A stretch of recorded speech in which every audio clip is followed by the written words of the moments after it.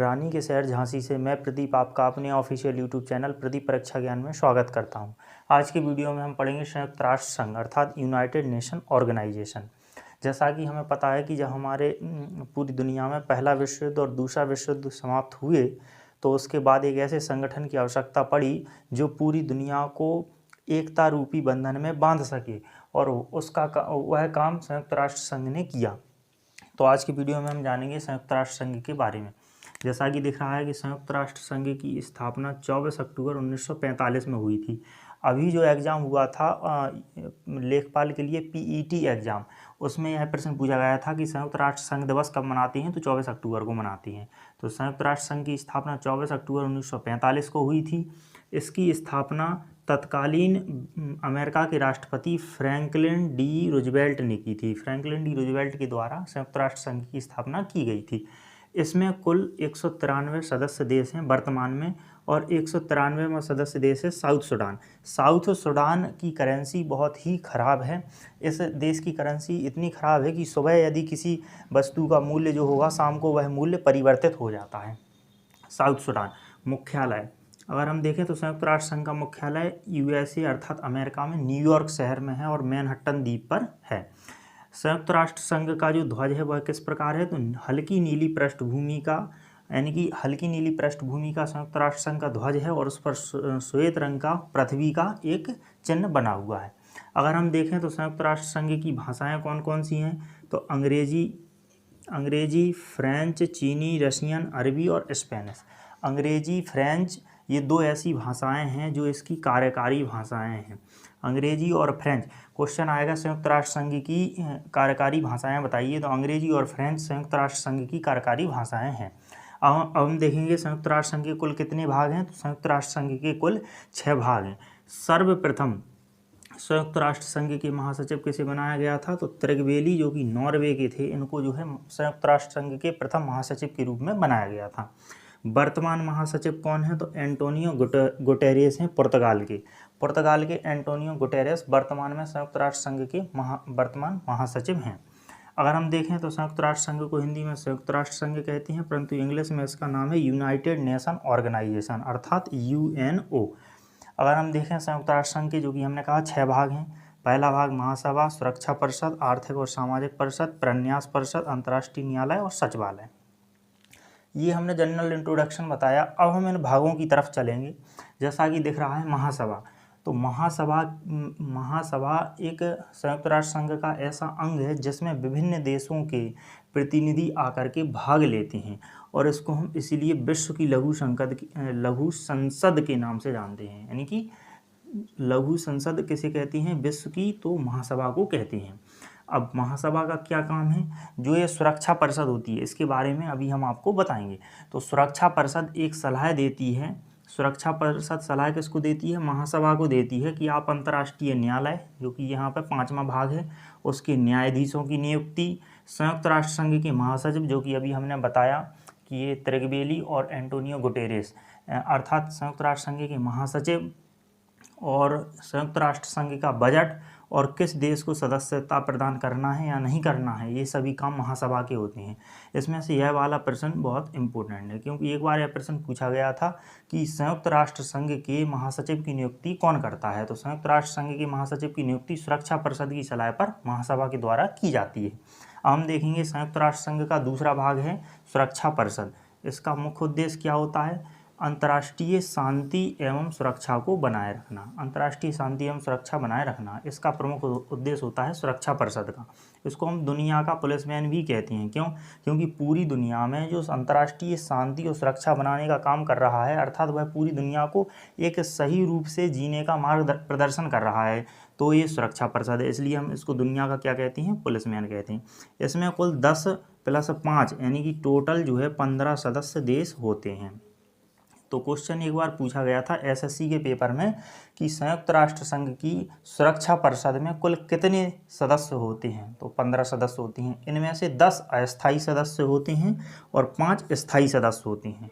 अब 5 स्थायी सदस्य कौन कौन से होते हैं?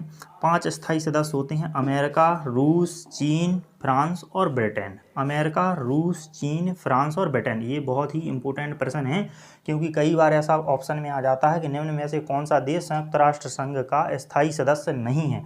तो यहाँ पर हमें याद रखना है कि अमेरिका, रूस, चीन, फ्रांस और ब्रिटेन संयुक्त राष्ट्र संघ के स्थायी सदस्य देश हैं। और जो अस्थायी सदस्य होते हैं उनको महासभा अपने 2/3 बहुमत से 2 वर्ष के लिए चुनती है। अभी वर्तमान में भारत संयुक्त राष्ट्र संघ की महासभा का अस्थायी सदस्य बना हुआ है 2 वर्ष के लिए।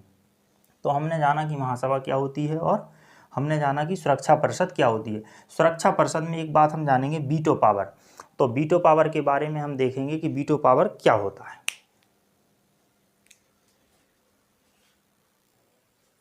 तो हम जानेंगे कि वीटो पावर क्या होता है। तो जैसा कि हमें दिख रहा है कि सुरक्षा परिषद में वीटो शक्ति होती है। हमने बताया था कि सुरक्षा परिषद में 10 जो है वो अस्थायी सदस्य देश हैं, जबकि 5 जो है स्थायी सदस्य देश हैं। 5 स्थायी सदस्य देशों के नाम हमने क्या बताया? अमेरिका, रूस, ब्रिटेन, फ्रांस और चीन।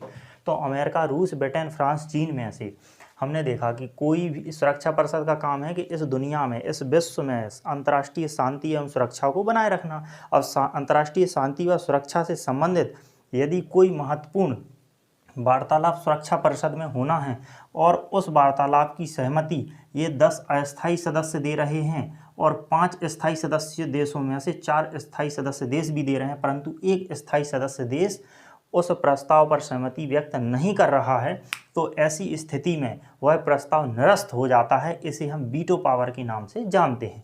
अर्थात 5 स्थायी सदस्य देशों की सहमति अति आवश्यक है, भले ही अस्थायी सदस्य देशों की सहमति हो या ना हो। हम देखेंगे सबसे पहले वीटो पावर किसने यूज किया था। तो सबसे पहले जो वीटो पावर है वो अमेरिका ने यूज किया था। सबसे पहले जो वीटो पावर है, प्रथम बार वीटो पावर अमेरिका ने 1971 में किया था रोडेशिया के प्रश्न पर। उसके बाद अगर हम देखें कि सबसे ज़्यादा वीटो पावर का यूज किसने किया है, तो वो रूस ने किया है, रशिया ने। चीन ने सबसे पहले वीटो पावर 1972 में बांग्लादेश के खिलाफ किया था। जब बांग्लादेश को अंतर्राष्ट्रीय संस्था में शामिल करने की बात चल रही थी, तब चाइना ने 1972 में वीटो पावर का यूज किया था। तो क्वेश्चन आएगा कि संयुक्त राष्ट्र संघ की संस्था सुरक्षा परिषद के तहत दी गई वीटो शक्ति का सबसे पहली बार प्रयोग किसने किया था? तो आंसर है अमेरिका। सर्वाधिक बार प्रयोग किसने किया है? तो आंसर है रूस। चीन ने प्रथम बार प्रयोग कब किया था? तो 1972 में बांग्लादेश के खिलाफ। हम देखेंगे तीसरा भाग है आर्थिक और सामाजिक परिषद। इस आर्थिक और सामाजिक परिषद का काम है कि दुनिया में कुछ ऐसे कार्य जहाँ पर आर्थिक रूप से और सामाजिक रूप से सहायता प्रदान की जा सके, ऐसे सभी कार्य आर्थिक और सामाजिक परिषद के द्वारा किए जाते हैं। जैसे कि हम कहें कि दुनिया में जो बच्चे होते हैं उनके श्रम को रोकना, उनके पोषाहार स्तर को बढ़ावा प्रदान करना, स्त्रियों की अच्छी स्थिति आदि को प्रदान करना, इन सब के लिए आर्थिक मदद की आवश्यकता पड़ती है और सामाजिक मदद की भी आवश्यकता पड़ती है। तो हम देखेंगे कि आर्थिक और सामाजिक परिषद में कुल 54 देश सदस्य हैं। इनका कार्यकाल 3 वर्ष का होता है और यह एक स्थायी संस्था है। आर्थिक और सामाजिक परिषद एक स्थायी संस्था है संयुक्त राष्ट्र संघ की, इसे विघटित नहीं किया जा सकता है। एक वर्ष में 2 बार इसकी बैठक होती है, एक बार न्यूयॉर्क में और एक बार जिनेवा में इसकी बैठक होती है। अगर हम लोगों ने सुना हो यूनिसेफ एक ऐसा संगठन है जो आर्थिक और सामाजिक परिषद के तहत ही काम करता है। इसमें जो बाल संकट है, यानी कि बच्चों का संकट है, उसको दूर करने का कार्य ये आर्थिक और सामाजिक परिषद का एक छोटा सा अंग है यूनिसेफ, उसके माध्यम से किया जा रहा है। उसके बाद हम देखेंगे चौथा पॉइंट है प्रन्यास परिषद। प्रन्यास परिषद का काम होता है कि दुनिया के ऐसे छोटे छोटे देश जिनके पास कोई सुरक्षा नहीं है, उनकी सुरक्षा को बनाए रखना इस प्रन्यास परिषद का कार्य होता है। हम देखेंगे इसमें 12 सदस्य हैं, 4 सदस्य इसमें प्रबंधन का कार्य करते हैं, 3 सदस्य देश सुरक्षा का काम करते हैं, 5 इसमें निर्वाचित होने के बाद ही प्रन्यास परिषद का काम उनको सौंपा जाता है। यहाँ तक की बात थी, हमने यहाँ प्रन्यास परिषद तक आप लोगों को बताया। अब इसके बाद हम देखेंगे अंतर्राष्ट्रीय न्यायालय क्या होता है। तो अंतर्राष्ट्रीय न्यायालय के बारे में जानेंगे। तो अब हम जानेंगे कि इसका 5वां भाग अंतर्राष्ट्रीय न्यायालय जो है वो क्या है।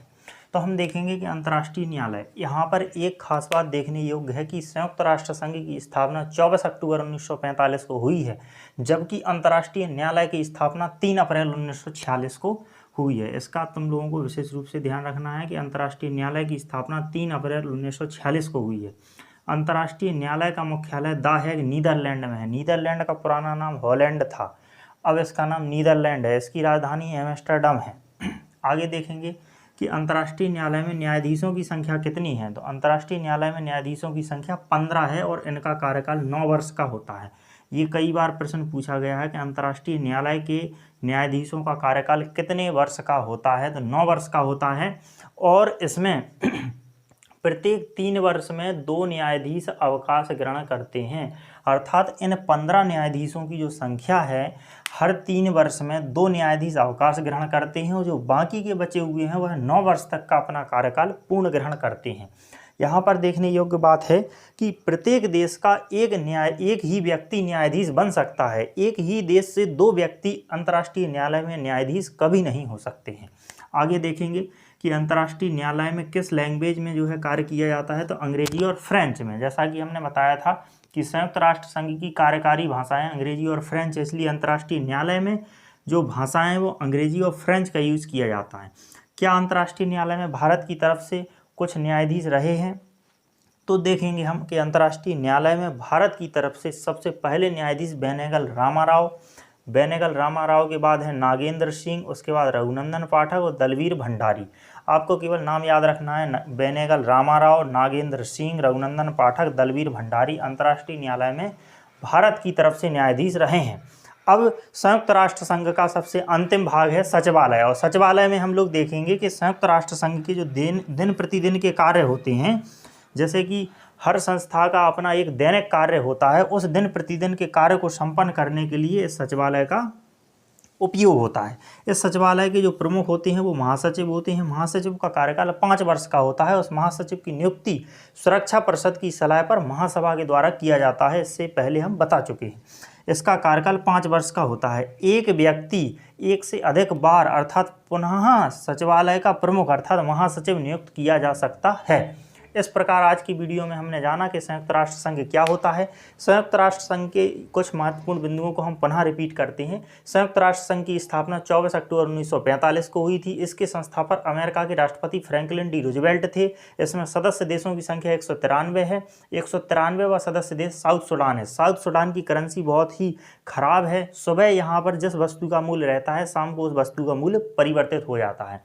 संयुक्त राष्ट्र संघ का मुख्यालय अमेरिका के न्यूयॉर्क शहर पर मैनहट्टन द्वीप पर बनाया गया है। इसका ध्वज है हल्की नीली पृष्ठभूमि और श्वेत रंग का। इस दुनिया का जो है राष्ट्र का एक प्रतीक बनाया गया है। अंग्रेजी और फ्रेंच संयुक्त राष्ट्र संघ की कार्यकारी भाषाएं हैं। इसके 6 भाग होते हैं। प्रथम महासचिव त्रिगवेली जो कि नॉर्वे के हैं और नॉर्वे में ही अम्ल वर्षा सूचकांक के केंद्र है। वर्तमान महासचिव एंटोनियो गुटेरेस पुर्तगाल के लिस्बन शहर से आते हैं। इसका नाम संयुक्त राष्ट्र संघ हिंदी में है, अंग्रेजी में इसको हम यूनाइटेड नेशन ऑर्गेनाइजेशन अर्थात यूएनओ के नाम से जानते हैं। आज का वीडियो देखने के लिए आप सभी का धन्यवाद।